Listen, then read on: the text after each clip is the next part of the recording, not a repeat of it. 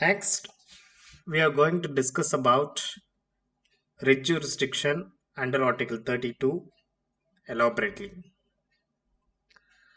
Under Article 32, whenever there is a violation of fundamental rights, the aggrieved person can approach a Supreme Court. But in few circumstances, it's not possible to approach the Supreme Court directly. For example, decision of judicial or quasi-judicial body. So, with respect to challenging of the decision of judicial or quasi-judicial body, the writ petition will not lie. Generally, whenever there is a case before the High Court, once the case is disposed of, it has to be appealed before the Supreme Court under Article 136, not under Article 32.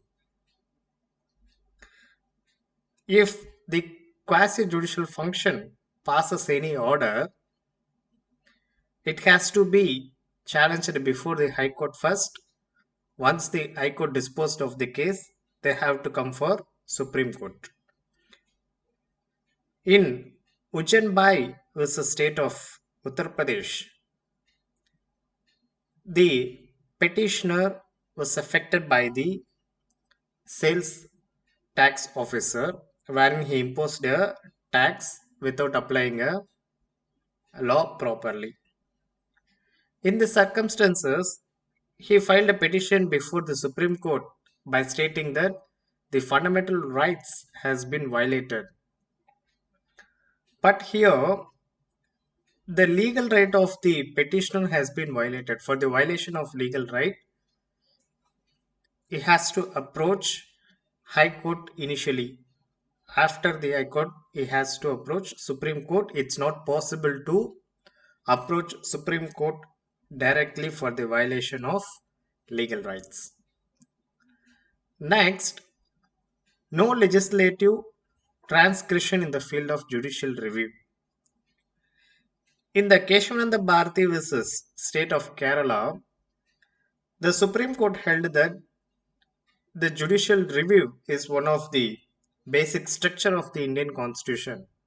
Hence, the Parliament is not allowed to enact any law to deprive or to remove the concept of judicial review. So, there should not be any legislative transgression in the field of judicial review. Next, no direction to part with executive privilege. So, there should not be any direction by the authorities. For example, generally in delegated legislation, one authority may delegate the powers to the another authority. For that also they have some restrictions. They should not go beyond that restrictions. In those situations, the power of the executives can't be exercised by the administrative authorities. These are all the various concepts dealt under writ jurisdiction of Article 32. Then we move on to jurisdiction of the High Court. Under Supreme Court jurisdiction, we discussed Article 32 and Article 136. Next, under jurisdiction of the High Court, with respect to administrative actions, we have Article 226. So, as I said earlier, Article 226 talks about the writ jurisdiction. It has same power on par equal to the Supreme Court with respect to writ jurisdiction. But technically speaking, the High Court is having more power than the Supreme Court, because for the violation of fundamental right alone, the citizens can approach the Supreme Court. Wherein, with respect to Article 226, the aggrieved party can approach the Supreme High Court either for the violation of legal right and as well as fundamental right. So the High Court have more power than the Supreme Court with respect to writ jurisdiction. Similarly, in Article 226 also we have five kinds of writs: habeas corpus, mandamus, prohibition, quo warranto, and certiorari.